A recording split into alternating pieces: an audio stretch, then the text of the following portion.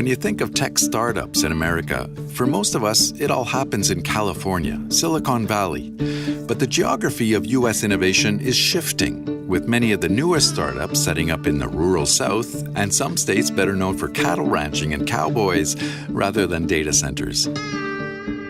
So west of the Mississippi, Wyoming, Montana, Idaho, and then surprisingly, the southeastern states, South Carolina in particular, Georgia, and even parts of Mississippi, Florida. So I'm Swati Bhatt. I am on the faculty here at Princeton University. And my current research is focusing a lot on entrepreneurship and the startup boom in the United States in recent years. Bhatt's research has uncovered a new generation of tech innovators who want to combine their computer savvy and entrepreneurship with a different kind of lifestyle. These young folks are figuring that, so long as they keep up their contacts with the necessary people around the country, they can then set up shop in rural areas with more space and the freedom to do business in a less restrictive environment. Swati Bhatt's article on the new geography of American startups is featured in the September edition of Finance and Development magazine. She sat down with journalist Rhoda Metcalfe to talk about her research. What is it that attracts these new tech startups into southern states like Georgia and South Carolina? I mean, why do they go there? By and large, a favorable business climate, which would mean favorable tax laws, low corporate tax rates. And when I say pro-business climate, I also mean low unionization rates, low regulation. And I think one of the drivers is in migration, which is migration into these states by people who are just fed up of the high housing costs in the areas formerly associated with the tech growth. Right. For example, parts of California, it's just become simply unaffordable. The migration is being driven by millennials and Gen Z. And so these are the people with young kids, growing families. They need the space. They've got the skills and they have the computer and they have the Wi-Fi. So why would they want to live in a cramped one-bedroom studio in the middle of San Francisco? Right. Cheap housing tends to be a factor that is rather important. Sure. The southern states have also been fairly strategic in the kinds of economic incentives they've offered as well, right? Well, they've offered not just, tax incentives, but they're actually giving out loans, targeted loans to new businesses, right? Practicing pretty strong industrial policy here. You point out in your paper that Wyoming is a very kind of quintessential example of this phenomenon because it has become, surprisingly enough, a top destination for startups. Why is that? So Wyoming is rather unique because it's got no corporate tax, no personal income tax, low startup fees, and low crime, very limited gun control. If you think about it, the outdoors, the ability to go out hunting, hiking, and the lack of restrictions is appealing to a large number of people. It's just funny that you throw in low gun control along with all these other economic considerations. Do you think that that's really a factor? Just from the perspective of, in individual stories, this shows up when I was looking through the newspaper articles out of Wyoming, out of Laramie, Wyoming. There were interviews with individuals why did they move from California to Wyoming and set up their new firm there. And one of the points made was, there's no regulation, there's no gun control. And so individuals did mention that, which I found interesting because I think it's part of this package of low restrictions overall. Right. Limited government. The low regulation environment. Yes. I was born in India and I am familiar with the whole, license Raj that has stymied the small business world, startup world in India. The fact that it takes so long to start a new business, even if you want to open a local pawn shop, you have to go through all these multiple steps. And this is something that the government in Wyoming likes to advertise that we have no regulations and restrictions on entry. You want to start up your business? Go right ahead, and We won't get in your way. we won't get in your way. Exactly. So do we see companies setting up, in a rural area on an individual basis, or does it happen in clusters? Do we see clusters of these companies? So I've looked at the county level, and at the county level, for example, in Wyoming, you see a large concentration of startups around Jackson County, and then around Laramie County. And so the story would go as, the low taxes and the low regulations draws a lot of people in. And so there's one person who moves and makes takes that bold step. And then several others are going to follow once they see that, oh, wow, this is a good life. If they succeed, if the first one succeeds. Yes, yes.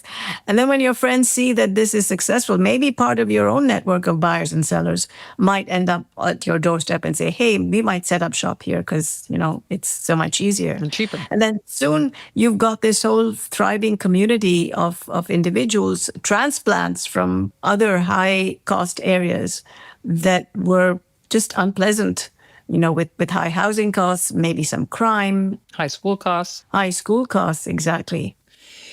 But I also understand that from your paper that data centers play a role in this as well. I mean, can you explain what happens when a Google or Amazon build a data center out in Mississippi or Alabama?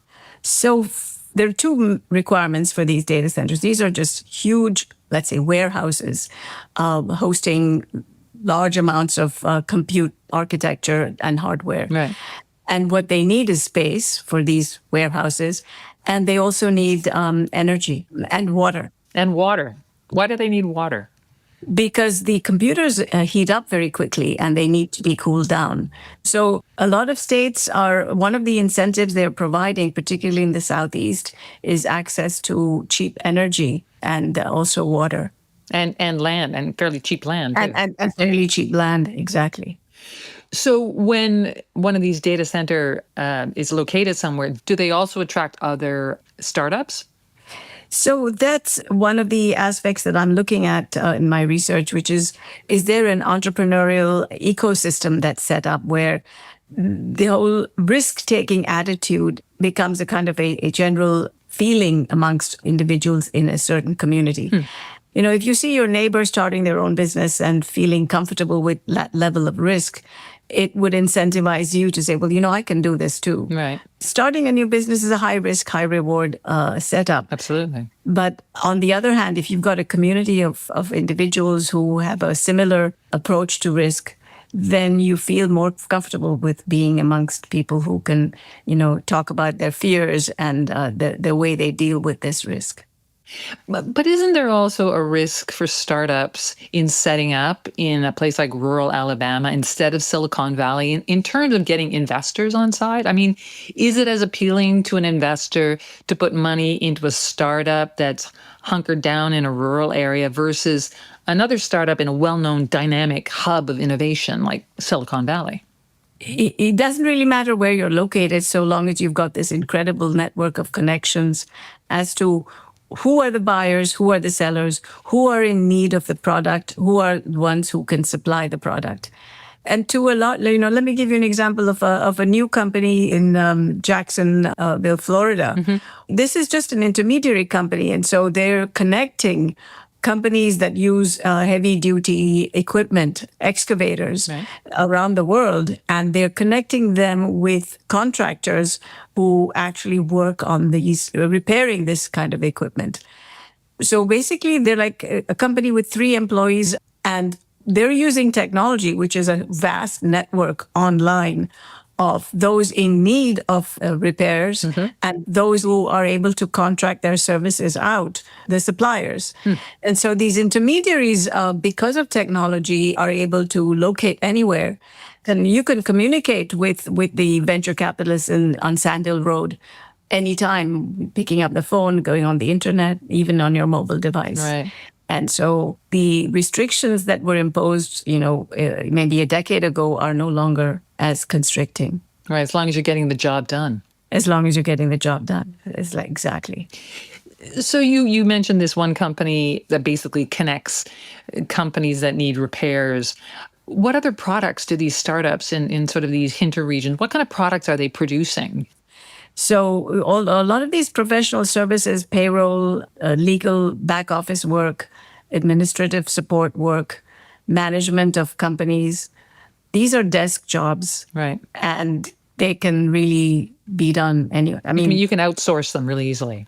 That's right. Chances are, if AI takes over, then literally it can be done in the cloud. So these startups tend to be have a low headcount, right? Because you don't need that many people to do the back office work. So I have to wonder. I mean, you say there's a fairly low head count with these kinds of companies. In terms of the rural areas and these states, for example, the southern states that attract these startups, what do they get out of it? Does it lead to a boost in employment? I mean, what's the benefit to them? So what the expectation is that this will act like a magnet for all the ancillary services. And so it will attract the electricians and the plumbers and the bakers, the restaurant owners, and that will create a community of people that can't be replaced by AI. And the support structure for any of the large tech companies is huge. I mean, when I visited Facebook a few years ago, there are like 50 dining establishments around in the Facebook. And so there are a lot of people providing the food, cooking the food, cleaning the place, providing other ancillary services. But Facebook has a huge number of employees. These startups have a tiny number of employees. I mean, are they going to get that kind of benefit in this new trend? That's a good question. Is there a strong agglomeration effect where one startup, this entrepreneurial spirit becomes, an ecosystem, is in fact strong enough to generate a robust community which draws in a lot more workers, more employment? It is a big question that may or may not happen. Yeah. I mean, I guess the other question is, do these startups stick around for quite a few years, or is there a lot of turnover as well? The survival rate among startups, the data show that it's not very strong. Yeah. The startups tend to survive maybe between 1 to 4 years, and then at 4 years, we see some drop off. But more recent data is showing a slightly more robustness around the 4-year mark. Right. But this is it's all very, very recent. So it's preliminary. Yeah.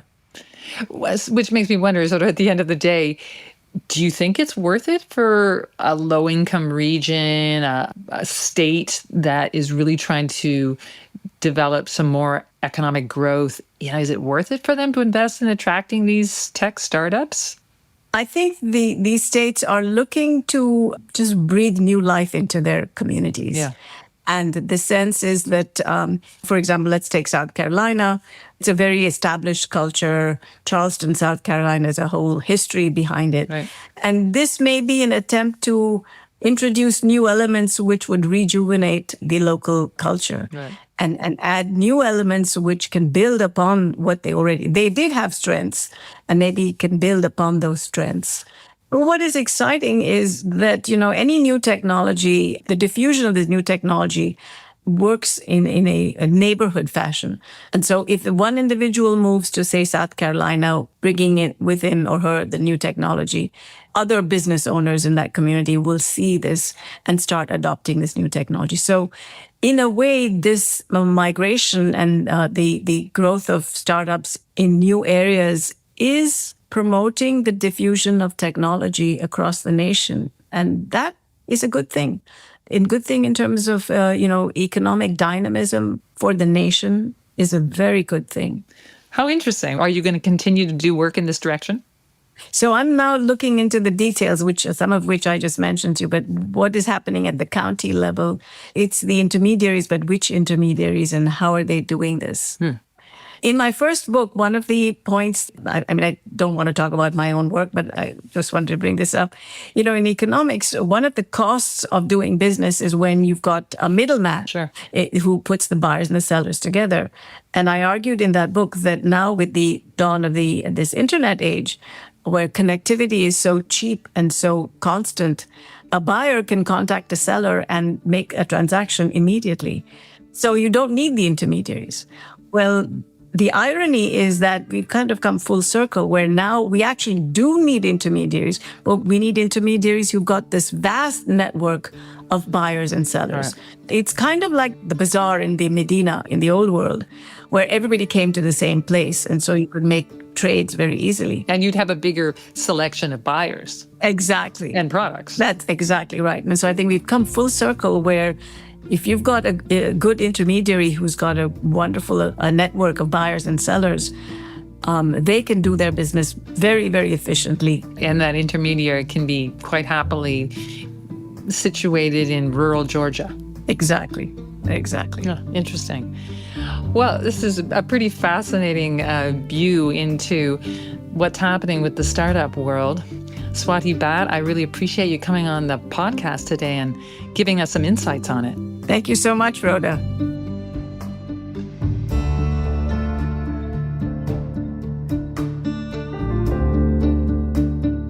Again, that was Princeton University's Swati Bhatt speaking with Rhoda Metcalfe. You'll find her article on the new geography of American startups in the September edition of Finance and Development magazine. Go to imf.org/FND. And look for other IMF podcasts on Apple Podcasts or wherever you listen. You can also follow us on X. Our handle is @IMF_podcast. I'm Bruce Edwards. And I'm Rhoda Metcalfe. Thanks for listening.